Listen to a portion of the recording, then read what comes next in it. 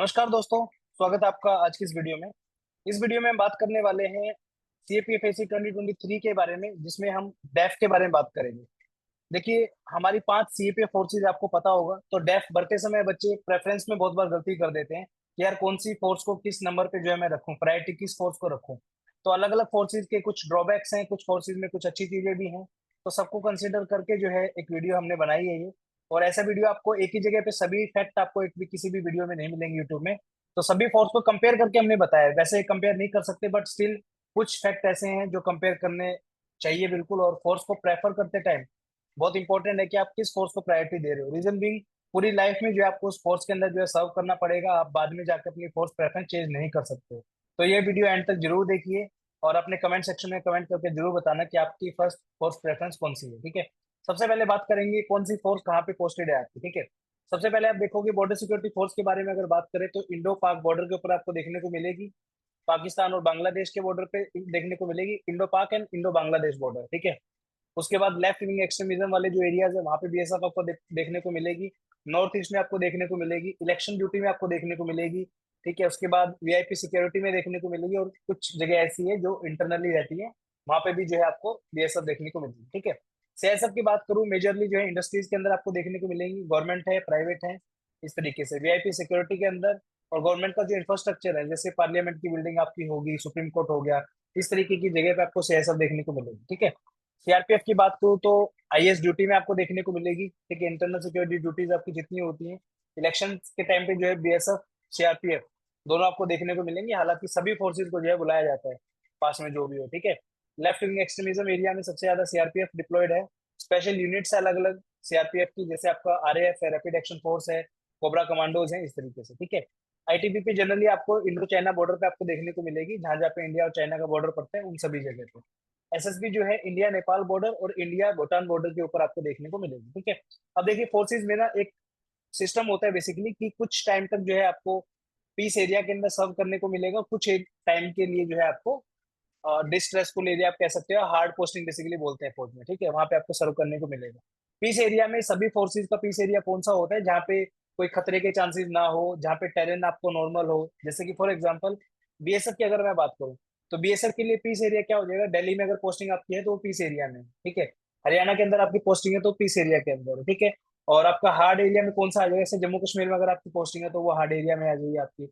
Left wing extremism Chhattisgarh में आपकी posting अगर है तो वो हार्ड एरिया के अंदर आ जाएगी। तो ये कंसेप्ट बेसिकली आपका रहता है। ठीक है, आगे जो है कंपैरिजन शुरू करने से पहले मैं आपको बताना चाहूंगा दोस्तों, हर फोर्सेज की मैं इज्जत करता हूँ। इन फोर्सेज के बिना जो है इंडिया क्या, मतलब पूरी कंट्री का जो है स्टेब्लिशमेंट बहुत मुश्किल हो जाएगा, क्योंकि बहुत इंपॉर्टेंट है इन सभी फोर्सेज का अलग अलग role.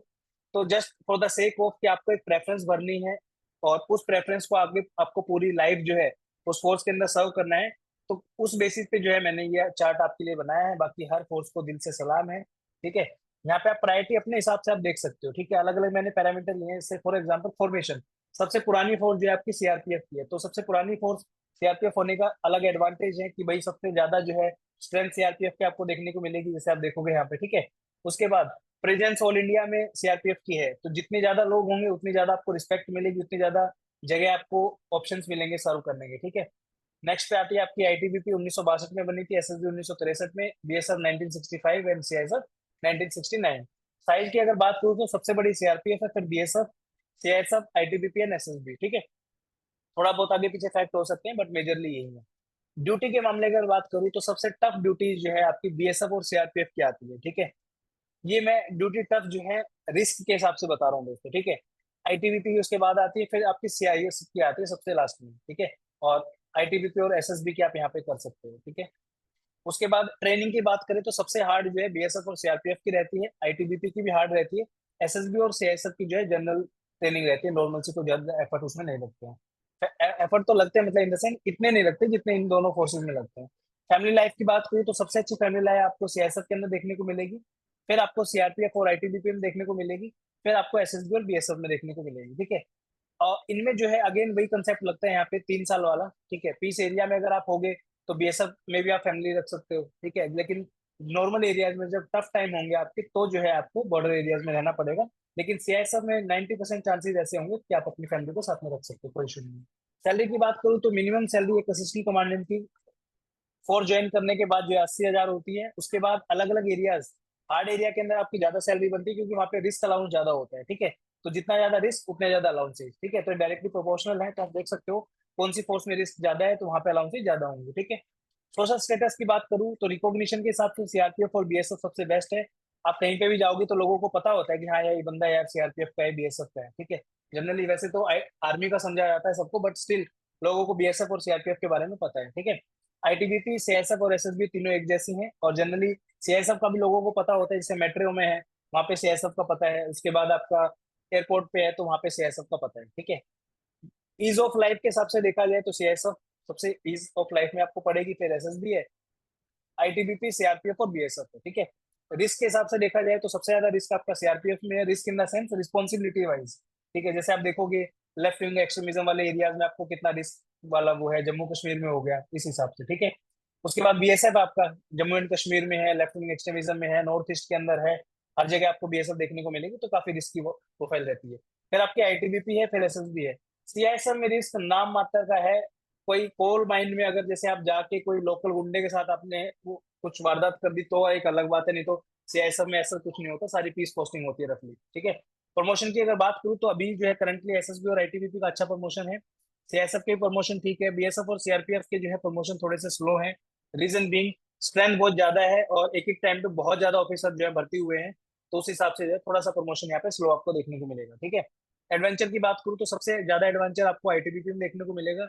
Reason being Indo China border, Jammu Kashmir और लद्दाख वाले एरियाज में पोस्टेड है, ठीक है। बीएसएफ और सीआरपीएफ में भी बहुत एडवेंचर है। एडवेंचर भी दो टाइप का होता है आपका, कि आप किस चीज को एडवेंचर मानते हो।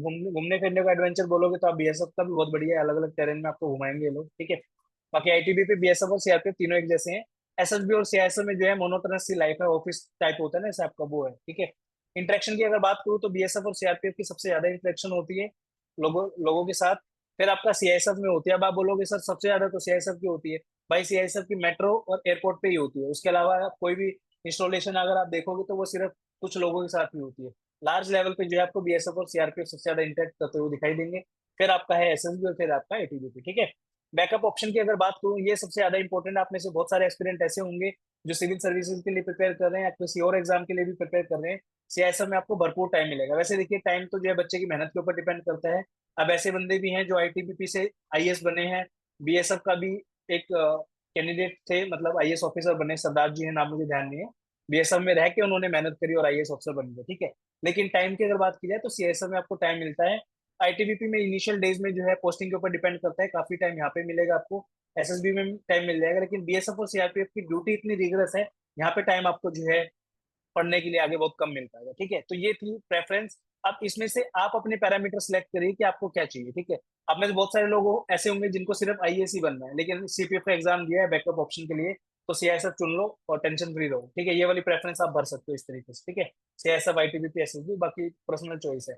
बहुत बच्चे मैंने ऐसे देखे हैं, ऑल इंडिया रैंक 4 है, पुरुजीत है हमारा स्टूडेंट है, बीएसएफ को उन्होंने फर्स्ट प्रेफरेंस दी थी कि भाई एडवेंचर है लाइफ में, बीएसएफ में जाएंगे, ठीक है। तो ऐसे बच्चे भी मौजूद हैं, कोई ऐसी बात नहीं है, ठीक है। वो आपके ऊपर डिपेंड करता है कि आपको किस हिसाब से फोर्स चूज करनी है। सारे पैरामीटर मैंने आपको सामने खोल के रख दिए, आप देखिए कि आपके लिए कौन सा सुटेबल फोर्स है, ठीक है। बाकी सभी फोर्सेज बढ़िया है, सैलरी सभी में बढ़िया है, कोई इशू नहीं है। और आज के दिन अगर आपके पास जॉब है तो बहुत बड़ी बात है दोस्तों। कोई भी फोर्स मिले, आप बंद करके लो और अपना सर्विस दो नेशन को। Thank you so much. उम्मीद करता हूँ कुछ कॉन्क्रीट डिसीजन बनाने में आपकी कुछ हेल्प हुई होगी। Please like the video. कोई डाउट है तो कमेंट सेक्शन में डाउट पूछ सकते हो। Thank you so much. जय हिंद। Love you all.